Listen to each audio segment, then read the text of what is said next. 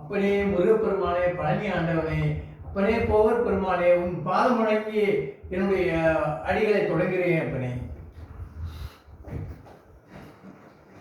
அதாவது பார்த்தீங்கன்னா, போகர் பெருமான் வந்து நம்ம வாழ்க்கையில் வந்து பார்த்தீங்கன்னா பல விஷயங்கள் அவர் ஏகப்பட்ட விஷயங்கள் நமக்கு சொல்லிட்டு போயிருக்காரு, கற்றுக் கொடுத்துட்டு போயிருக்காரு. எப்படி இந்த வாழ்வியல் முறை, மனிதனுடைய வாழ்வியல் முறை, இந்த வாழ்வியல் முறை வந்து எப்படி இருக்கணும் அப்படின்னு அவங்க கற்றுக் கொடுத்துருக்காங்க. போகர்லேருந்து எல்லா சித்தருமே நமக்கு வந்து கற்றுக் கொடுத்துருக்காங்க. இப்போ அந்த வாழ்வியல் முறையே கம்ப்ளீட்டாக நமக்கு வந்து மாறிடுச்சு பார்த்துக்கோங்க. எப்படின்னு கேட்டிங்கன்னா, வாழ்வியல் முறை என்பது எப்படின்னு கேட்டிங்கன்னா, மாதம் இருமுறை, வருஷம் இருமுறை, என்ன இப்படி நாள் இருமுறை, இப்படி 4 விதமாக பிரிச்சிருக்காங்க. வருஷத்தில் இருமுறை அப்படின்னா தலைக்கு எண்ணெய் தேய்ச்சி குளிக்கணும். நம்ம வந்து எண்ணெய் தேய்ச்சி குளித்தோம்னா தான் கண் க்ளீனாக இருக்கும், உடம்புல இருக்கக்கூடிய நோய் சூடு அமர்ந்துடும், நோய் போயிடும் அப்படின்னு சொல்லி அந்த காலத்தில் வந்து சித்தர்களாக வந்து எண்ணெய் தேய்ச்சி குளிக்கணும்னு சொல்லியிருந்தாங்க. இப்போ வந்து அந்த எண்ணெய் தேய்ச்சி குளிக்கக்கூடிய பழக்கங்களே போயிடுச்சு. ரெண்டாவது பார்த்திங்கன்னா, மாதம் இருமுறை, அதாவது மாதம் இருமுறை என்று பார்த்தீங்கன்னு சொன்னால், குடும்ப வாழ்க்கையில் இல்லற வாழ்க்கையில் ஒரு மாதம் இருமுறை தான் வைத்துக்கொள்ள வேண்டும், 15 நாளைக்கு ஒருக்கா. இப்போவும் அதுவும் போயிடுச்சு. அது என்னமோ அது வேறு மாதிரி போயிடுச்சு. அதெல்லாம் பார்த்தீங்கன்னா செக்ஸ் முறைகள் வந்து வேறு மாதிரி அசிங்கமாக போயிடுச்சு. வாழ்வியல் முறையை விட்டு வழிக்கு பிரித்து வச்சுக்கலாம். அது ஒன்று. ரெண்டாவது நாள் இருமுறை.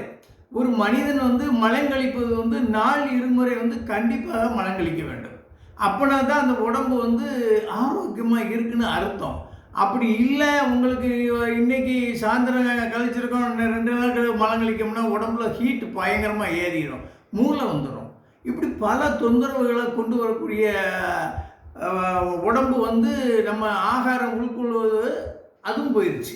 ஆகாரம் என்ன வந்து பார்த்திங்கன்னா கம்பங்கஞ்சி, சோளக்கஞ்சி, கூழ் இதுதான் சாப்பிடுவோம்.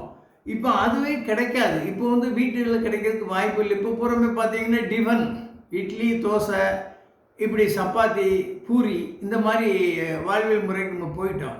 அந்த வாழ்வியல் முறையை அந்த காலத்தில் சித்தர்கள் வந்து என்ன சொல்லியிருக்காங்கன்னு கேட்டிங்கன்னா, உங்களுக்கு அந்த கஞ்சிகளை சாப்பிட சொல்லியிருக்காங்க. அதாவது நவதானிய முறையை வந்து நம்ம கடைப்பிடிச்சோம்னா தான் இனி வருங்காலத்துலேயும் பாருங்கள் நவதானியம் தான் கண்டிப்பாக வெளியில் வரும். ஏன்னா உங்களுக்கு உரம் இல்லாத நவதானியம் வரணும். இயற்கை உரம் போட்டது அது வந்தால் தான் மனிதனை வந்து நிம்மதி பிழைக்க முடியும். அப்படி இல்லைன்னா உங்களுக்கு வந்து டெய்லி உங்களுக்கு வந்து கிட்னி ஆப்ரேஷன், இதய வாழ்வு அடைப்பு, மூலம், அது இது நமக்கு பல வியாதிகள் வரும். அதெல்லாம் வராமல் இருக்கிறதுக்கு போகர் பெருமான் வந்து இந்த வாழ்வியல் முறையை வந்து நமக்கு கற்றுக் கொடுத்துருக்காரு. அந்த வாழ்வியல் முறையை வந்து நம்ம வந்து செம்மப்படுத்திக்கணும். ஆகையால் இவங்க என்ன சொன்னாங்களோ அதுக்கு நேருக்கு மாறாக வந்துட்டோம். இப்பவும் பாருங்கள், நம்ம பூமியில் வந்து மழை வந்து மாறி மாறி பெய்யுது. முன்னால் அப்படி கிடையாது, மும்மாரி மழை பெஞ்சது. இப்போ பாருங்கள், வெயில், காற்று, மழை அதிகமாக ஒரு இடத்துல கொட்டுது, ஒரு இடத்துல காய வைக்க, ஒரு இடத்துல கொட்டுது, ஒரு இடத்துல மழை பெய்யுது, ஒரு இடத்துல அழியுது. பூமி அதிர்ச்சி, பூமி குலுங்குது. ஏன் குலுங்குதுன்னு கேட்டிங்கன்னா, இந்த இயற்கை சீற்றம் வந்து மாறிடுச்சு. அப்போ இந்த இயற்கை சீற்றம் மாறும்போது அதுக்கும் நமக்கு என்ன நீங்கள் நினைக்கலாம், கண்டிப்பாக நமக்கு அதுக்கு இப்போ சம்மந்தம் இருக்குது. எப்படின்னு கேட்டீங்கன்னா, இயற்கையை பூரா அழிச்சிட்டோம், மணலை அள்ளிட்டோம், கல்லை பூரா காலி பண்ணிட்டோம், மரத்தை பூரா காலி பண்ணிட்டோம்.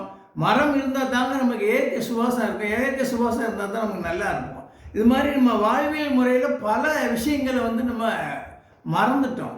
ஆகையால் இந்த வாழ்வியல் முறையை நம்ம திரும்ப நம்ம கொண்டு வரணும் அப்படின்னா, இதே மாதிரி விஷயங்கள்லாம் நீங்கள் நல்ல விஷயங்கள்லாம் கேட்கணும், நல்ல விஷயங்களை கற்றுக்கிடணும், நல்ல விஷயங்களை தெரிஞ்சுக்கிடணும். முன்னால் இருக்க பெரியவங்க வந்து நல்ல விஷயங்களை தெரிஞ்சுக்கணும்னு விருப்பப்படுறாங்க, விரும்பினாங்க. இப்போ உள்ள பிள்ளைகள் வந்து நல்ல விஷயங்கள்லாம் தூரம் தள்ளிட்டு வேறு எதுவும் படம் வருதான்னு பார்க்கும். இப்போ அந்த மாதிரி நிலைமை வந்துருச்சு. ஆகையால் இந்த வாழ்வியல் முறையை கொஞ்சம் நம்ம வந்து ஸ்டைலாக மாற்றணும். ஆகையால் இப்போ இந்த பால்வண்ணத்துக்கு நம்ம கரிவலந்தநல்லூர் பால்வண்ணத்துக்கு ஒரு வணக்கத்தை தெரிவிச்சுட்டு இதை முடிச்சுக்கிறோம்.